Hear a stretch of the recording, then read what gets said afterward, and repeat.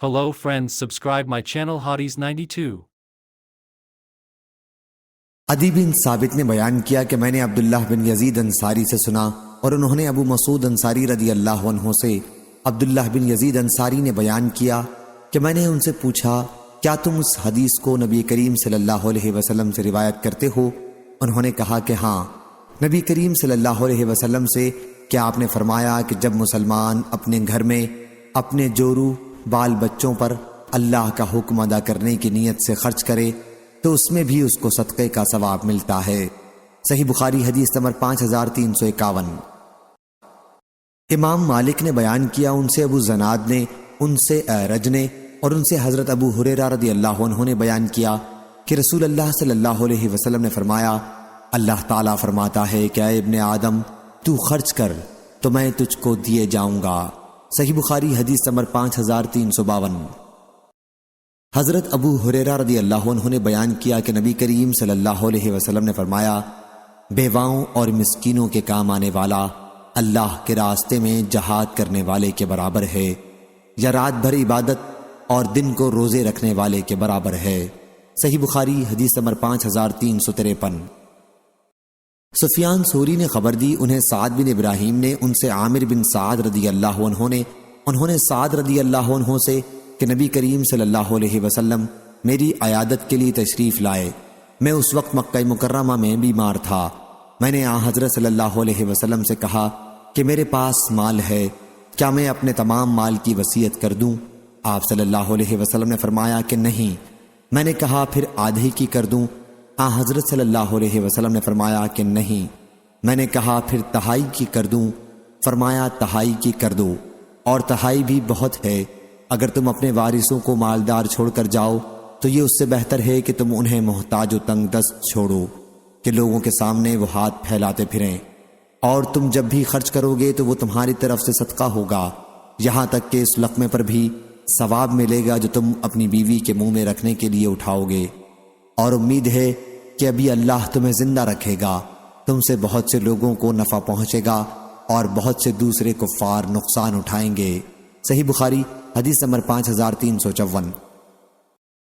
حضرت ابو ہریرہ رضی اللہ عنہ نے بیان کیا کہ نبی کریم صلی اللہ علیہ وسلم نے فرمایا، سب سے بہترین صدقہ وہ ہے جسے دے کر دینے والا مالدار ہی رہے، اور ہر حال میں اوپر کا ہاتھ دینے والے کا نیچے لینے والے کے ہاتھ سے بہتر ہے، اور خرچ کی ابتدا ان سے کرو جو تمہاری نگہبانی میں ہیں۔ عورت کو اس مطالبے کا حق ہے کہ مجھے کھانا دے ورنہ طلاق دے، غلام کو اس مطالبے کا حق ہے کہ مجھے کھانا دو اور مجھ سے کام لو، بیٹا کہہ سکتا ہے کہ مجھے کھانا کھلاؤ یا کسی اور پر چھوڑ دو۔ لوگوں نے کہا اے ابو ہریرہ رضی اللہ عنہ، کیا یہ آخری ٹکڑا بھی کہ جو روح کہتی ہے آخر تک آپ نے رسول اللہ صلی اللہ علیہ وسلم سے سنا ہے؟ انہوں نے کہا کہ نہیں، بلکہ یہ ابو ہریرہ رضی اللہ عنہ کی خود اپنی سمجھ سے ہے۔ صحیح بخاری حدیث نمبر 5355۔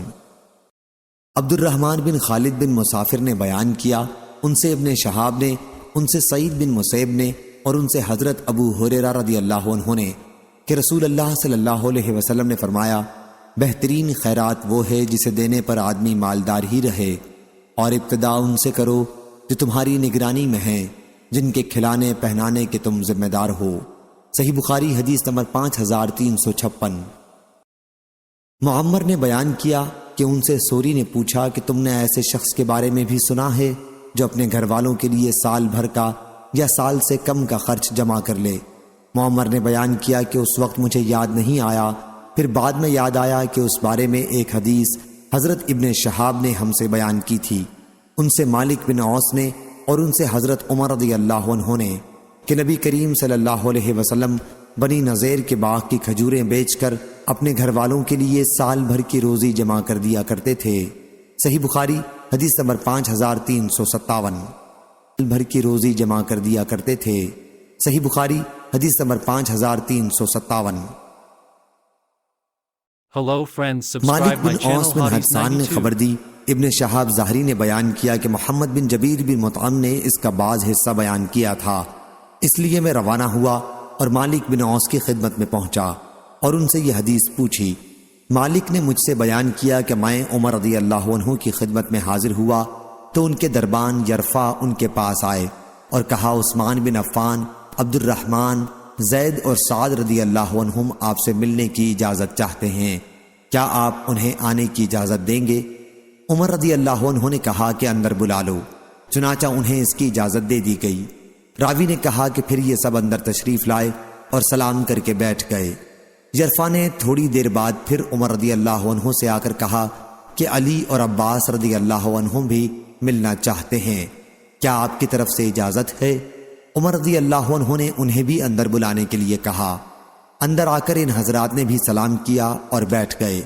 اس کے بعد عباس رضی اللہ عنہ نے کہا، امیر المومنین، میرے اور ان علی رضی اللہ عنہ کے درمیان فیصلہ کر دیجئے۔ دوسرے صحابہ عثمان اور ان کے ساتھیوں نے بھی کہا کہ امیر المومنین ان کا فیصلہ فرما دیجئے اور انہیں اس الجھن سے نجات دیجئے۔ عمر رضی اللہ عنہ نے کہا، جلدی نہ کرو، میں اللہ کی قسم دے کر تم سے پوچھتا ہوں جس کے حکم سے آسمان و زمین قائم ہیں، کیا تمہیں معلوم ہے کہ رسول اللہ صلی اللہ علیہ وسلم نے یہ فرمایا ہے، ہمارا کوئی وارث نہیں ہوتا، جو کچھ ہم انبیاء وفات کے وقت چھوڑتے ہیں وہ صدقہ ہوتا ہے۔ حضور اکرم صلی اللہ علیہ وسلم کا اشارہ خود اپنی ذات کی طرف تھا۔ صحابہ رضی اللہ عنہ نے کہا کہ آن حضرت صلی اللہ علیہ وسلم نے ارشاد فرمایا تھا۔ اس کے بعد عمر رضی اللہ عنہ علی اور عباس رضی اللہ عنہ کی طرف متوجہ ہوئے اور ان سے پوچھا، میں اللہ کی قسم دے کر آپ سے پوچھتا ہوں، کیا آپ لوگوں کو معلوم ہے کہ رسول اللہ صلی اللہ علیہ وسلم نے یہ ارشاد فرمایا تھا؟ انہوں نے بھی تصدیق کی کہ آن حضرت صلی اللہ علیہ وسلم نے واقعی یہ فرمایا تھا۔ پھر عمر رضی اللہ عنہ نے کہا کہ اب میں آپ سے اس معاملے میں بات کروں گا۔ اللہ تعالیٰ نے اپنے رسول صلی اللہ علیہ وسلم کو اس مال فے میں مختار کل ہونے کی خصوصیت بخشی تھی، اور آن حضرت صلی اللہ علیہ وسلم کے سوا اس میں سے کسی دوسرے کو کچھ نہیں دیا تھا۔ اللہ تعالیٰ نے ارشاد فرمایا تھا، ما افاء اللہ علی رسولہ منہم الی قول قدیر، اس لیے یہ 4 خمس خاص آپ کے لیے تھے۔ اللہ کی قسم، آن حضرت صلی اللہ علیہ وسلم نے تمہیں نظر انداز کر کے اس مال کو اپنے لیے خاص نہیں کر لیا تھا، اور نہ تمہارا کم کر کے اسے آن حضرت صلی اللہ علیہ وسلم نے اپنے لیے رکھا تھا، بلکہ آن حضرت صلی اللہ علیہ وسلم نے پہلے تم سب میں اس کی تقسیم کی، آخر میں جو مال باقی رہ گیا تو اس میں سے آپ اپنے گھر والوں کے لیے سال بھر کا خرچ لیتے، اور اس کے بعد جو باقی بچتا اسے اللہ کے مال کے مصرف ہی میں مسلمانوں کے لیے خرچ کر دیتے۔ آپ نے اپنی زندگی بھر اسی کے مطابق عمل کیا۔ اے عثمان، میں تمہیں اللہ کی قسم دیتا ہوں، کیا تمہیں یہ معلوم ہے؟ سب نے کہا کہ جی ہاں۔ پھر آپ نے علی اور عباس رضی اللہ عنہم سے پوچھا، میں تمہیں اللہ کی قسم دیتا ہوں، کیا تمہیں یہ بھی معلوم ہے؟ انہوں نے بھی کہا کہ جی ہاں معلوم ہے۔ پھر اللہ تعالیٰ نے اپنے نبی کی وفات کی اور ابو بکر رضی اللہ عنہ نے کہا کہ میں رسول اللہ صلی اللہ علیہ وسلم کا خلیفہ ہوں، چنانچہ انہوں نے اس جائیداد کو اپنے قبضے میں لے لیا اور حضور اکرم صلی اللہ علیہ وسلم کے عمل کے مطابق اس میں عمل کیا۔ علی اور عباس رضی اللہ عنہم کی طرف متوجہ ہو کر انہوں نے کہا، آپ دونوں اس وقت موجود تھے، آپ خوب جانتے ہیں کہ ابو بکر رضی اللہ عنہ نے ایسا ہی کیا تھا، اور اللہ جانتا ہے کہ ابو بکر رضی اللہ عنہ اس میں مخلص، محتاط و نیک نیت اور صحیح راستے پر تھے اور حق کی اتباع کرنے والے تھے۔ پھر اللہ تعالیٰ نے ابو بکر رضی اللہ عنہ کی بھی وفات کی، اور اب میں آن حضرت صلی اللہ علیہ وسلم اور ابو بکر رضی اللہ عنہ کا جانشین ہوں۔ میں 2 سال سے اس جائیداد کو اپنے قبضے میں لیے ہوئے ہوں اور وہی کرتا ہوں جو رسول اللہ صلی اللہ علیہ وسلم اور ابو بکر رضی اللہ عنہ نے اس میں کیا تھا۔ اب آپ حضرات میرے پاس آئے ہیں، آپ کی بات ایک ہی ہے اور آپ کا معاملہ بھی ایک ہے۔ آپ عباس رضی اللہ عنہ آئے اور مجھ سے اپنے بھتیجے حضور صلی اللہ علیہ وسلم کی وراثت کا مطالبہ کیا، اور آپ علی رضی اللہ عنہ آئے اور انہوں نے اپنی بیوی کی طرف سے ان کے والد کے ترکے کا مطالبہ کیا۔ میں نے آپ دونوں سے کہا کہ اگر آپ چاہیں تو میں آپ کو یہ جائیداد دے سکتا ہوں، لیکن اس شرط کے ساتھ کہ آپ پر اللہ کا عہد واجب ہوگا، وہ یہ کہ آپ دونوں بھی اس جائیداد میں وہی طرز عمل رکھیں گے جو رسول اللہ صلی اللہ علیہ وسلم نے رکھا تھا، جس کے مطابق ابو بکر رضی اللہ عنہ نے عمل کیا، اور جب سے میں اس کا والی ہوا ہوں میں نے جو اس کے ساتھ معاملہ رکھا، اور اگر یہ شرط منظور نہ ہو تو پھر آپ مجھ سے اس بارے میں گفتگو چھوڑ دیں۔ آپ لوگوں نے کہا کہ اس شرط کے مطابق وہ جائیداد ہمارے حوالے کر دو، اور میں نے اسے اس شرط کے ساتھ تم لوگوں کے حوالے کر دیا۔ کیوں عثمان اور ان کے ساتھیوں، میں آپ کو اللہ کی قسم دیتا ہوں، میں نے اس شرط ہی پر وہ جائیداد علی اور عباس رضی اللہ عنہ کے قبضے میں دی ہے نا؟ انہوں نے کہا کہ جی ہاں۔ راوی نے بیان کیا کہ پھر آپ علی اور عباس رضی اللہ عنہ کی طرف متوجہ ہوئے اور کہا، میں آپ حضرات کو اللہ کی قسم دیتا ہوں، کیا میں نے آپ دونوں کے حوالے وہ اس شرط کے ساتھ کی تھی؟ دونوں حضرات نے فرمایا کہ جی ہاں۔ پھر عمر رضی اللہ عنہ نے فرمایا، کیا آپ حضرات اب اس کے سوا مجھ سے کوئی اور فیصلہ چاہتے ہیں؟ اس ذات کی قسم ہے جس کے حکم سے آسمان و زمین قائم ہیں، اس کے سوا میں کوئی اور فیصلہ قیامت تک نہیں کر سکتا۔ اب آپ لوگ اس کی ذمہ داری پوری کرنے سے عاجز ہیں تو مجھے واپس کر دیں، میں اس کا بھی بندوبست آپ ہی کر لوں گا۔ صحیح بخاری حدیث نمبر 5358۔ عبداللہ بن مبارک نے خبر دی، انہیں یونس بن یزید نے، انہیں ابن شہاب نے، انہیں عروہ نے خبر دی، اور ان سے عائشہ رضی اللہ عنہا نے بیان کیا کہ ہند بنت عتبہ رضی اللہ عنہا حاضر ہوئیں اور عرض کیا، یا رسول اللہ صلی اللہ علیہ وسلم، ابو سفیان ان کے شوہر بہت بخیل ہیں، تو کیا میرے لیے اس میں کوئی گناہ ہے اگر میں ان کے مال میں سے اس کی پیٹھ پیچھے اپنے بچوں کو کھلاؤں؟ حضرت صلی اللہ علیہ وسلم نے فرمایا کہ نہیں، لیکن دستور کے مطابق ہونا چاہیے۔ صحیح بخاری حدیث نمبر 5359۔ عبد الرزاق نے بیان کیا، ان سے معمر بن راشد نے، ان سے حمام بن عینہ نے کہا کہ میں نے ابو ہریرہ رضی اللہ عنہ سے سنا کہ نبی کریم صلی اللہ علیہ وسلم نے فرمایا، اگر عورت اپنے شوہر کی کمائی میں سے اس کے حکم کے بغیر دستور کے مطابق اللہ کے راستے میں خرچ کر دے تو اسے بھی آدھا ثواب ملتا ہے۔ صحیح بخاری حدیث نمبر 5360۔ علی رضی اللہ عنہ نے بیان کیا کہ فاطمہ رضی اللہ عنہا نبی کریم صلی اللہ علیہ وسلم کی خدمت میں یہ شکایت کرنے کے لیے حاضر ہوئیں کہ چکی پیسنے کی وجہ سے ان کے ہاتھوں میں کتنی تکلیف ہے۔ انہیں معلوم ہوا تھا کہ حضرت صلی اللہ علیہ وسلم کے پاس کچھ غلام آئے ہیں، لیکن حضرت صلی اللہ علیہ وسلم سے ان کی ملاقات نہ ہو سکی، اس لیے عائشہ رضی اللہ عنہا سے اس کا ذکر کیا۔ جب آپ صلی اللہ علیہ وسلم تشریف لائے تو عائشہ رضی اللہ عنہا نے آپ سے اس کا تذکرہ کیا۔ علی رضی اللہ عنہ نے بیان کیا کہ پھر حضور صلی اللہ علیہ وسلم ہمارے یہاں تشریف لائے رات کے Hello وقت۔ friends, ہم subscribe my اس وقت channel اپنے Hotties بستروں پر 92۔ لیٹ چکے تھے، ہم نے اٹھنا چاہا تو آپ نے فرمایا کہ تم دونوں جس طرح تھے اسی طرح رہو۔ پھر حضور صلی اللہ علیہ وسلم میرے اور فاطمہ رضی اللہ عنہا کے درمیان بیٹھ گئے۔ میں نے آپ کے قدموں کی ٹھنڈک اپنے پیٹ پر محسوس کی۔ پھر آپ نے فرمایا، تم دونوں نے جو چیز مجھ سے مانگی ہے، کیا میں تمہیں اس سے بہتر ایک بات نہ بتا دوں؟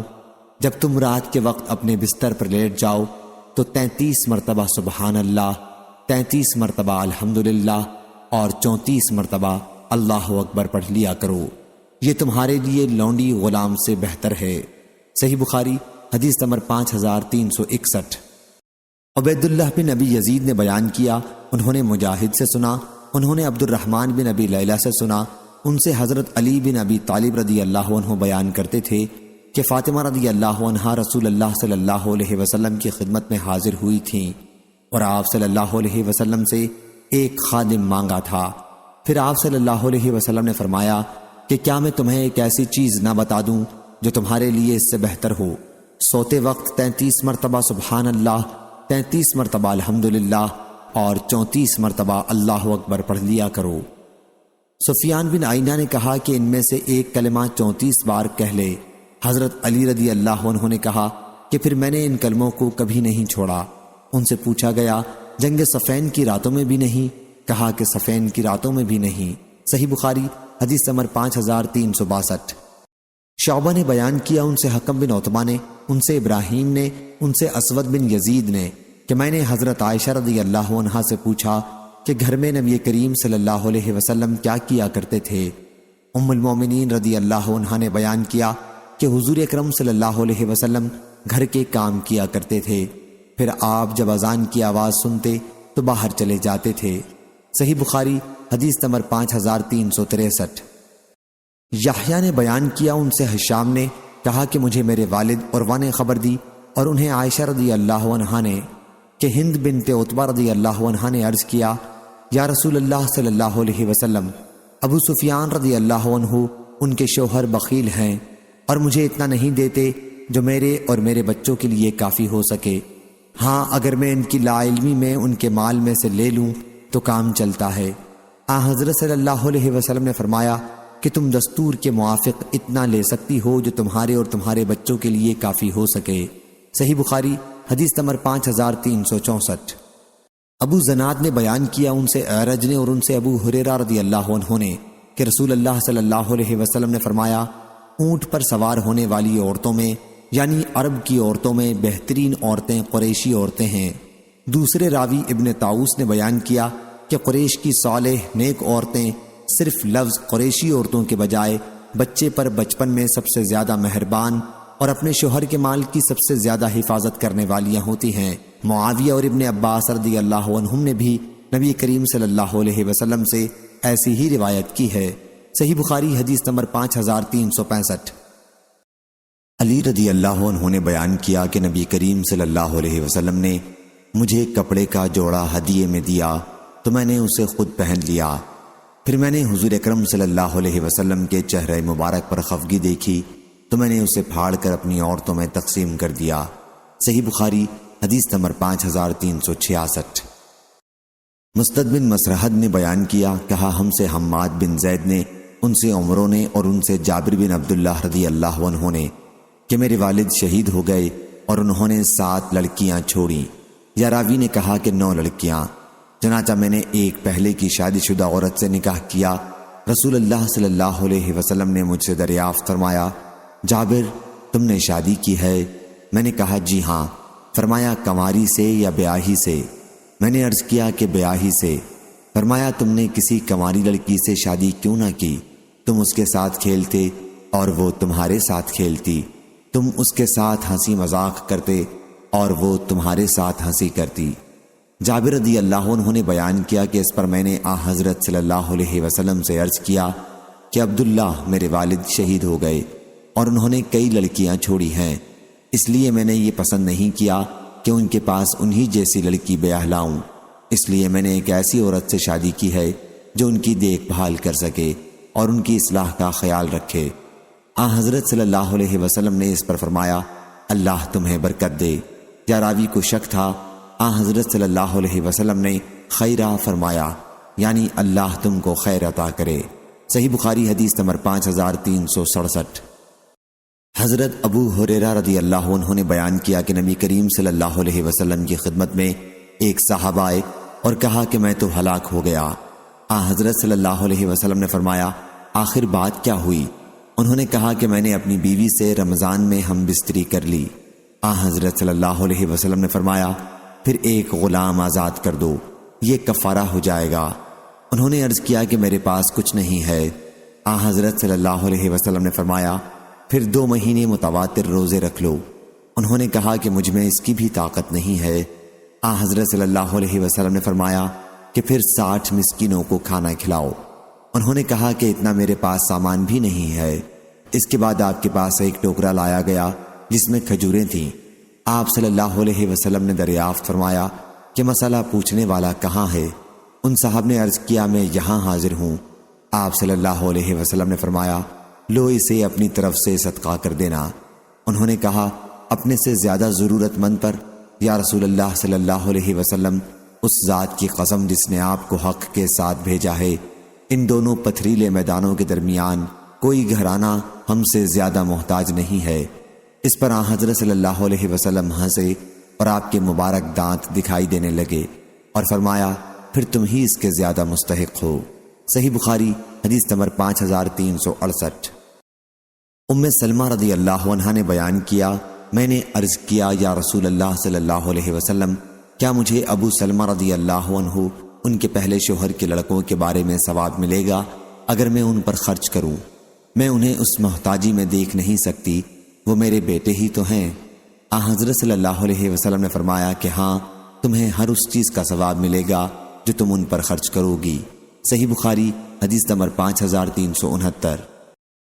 عائشہ رضی اللہ عنہا نے بیان کیا کہ ہند رضی اللہ عنہا نے عرض کیا، یا رسول اللہ صلی اللہ علیہ وسلم، ابو سفیان رضی اللہ عنہ بخیل ہیں اگر میں ان کے مال میں سے اتنا ان سے پوچھے بغیر لے لیا کروں جو میرے اور میرے بچوں کو کافی ہو تو کیا اس میں کوئی گناہ ہے؟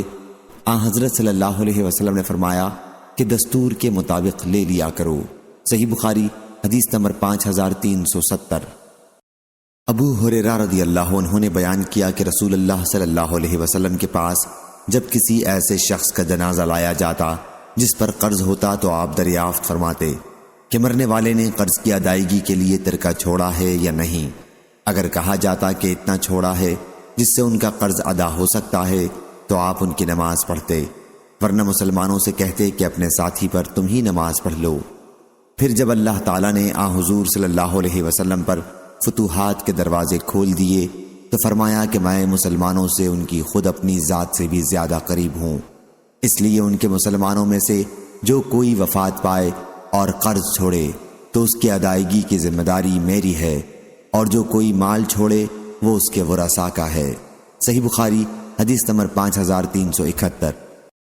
ابو سلمہ کی صاحبزادی زینب نے خبر دی کہ نبی کریم صلی اللہ علیہ وسلم کی زوجہ مطہرہ ام حبیبہ رضی اللہ عنہا نے بیان کیا کہ میں نے عرض کیا یا رسول اللہ صلی اللہ علیہ وسلم، میری بہن عزا بنت ابی سفیان سے نکاح کر لیجئے۔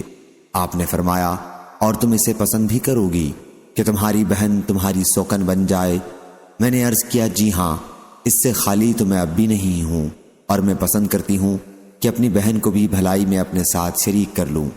آپ نے اس پر فرمایا کہ یہ میرے لیے جائز نہیں ہے دو بہنوں کو ایک ساتھ نکاح میں جمع کرنا۔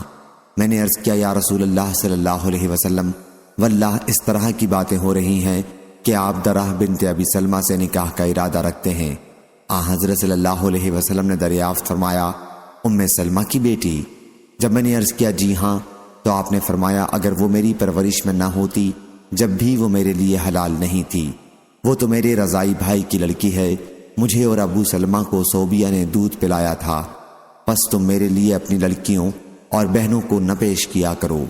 اور شعیب نے بیان کیا ان سے زہری نے اور ان سے عروہ نے کہا کہ صوبیہ کو ابو لہب نے آزاد کیا تھا۔ صحیح بخاری حدیث نمبر 5372۔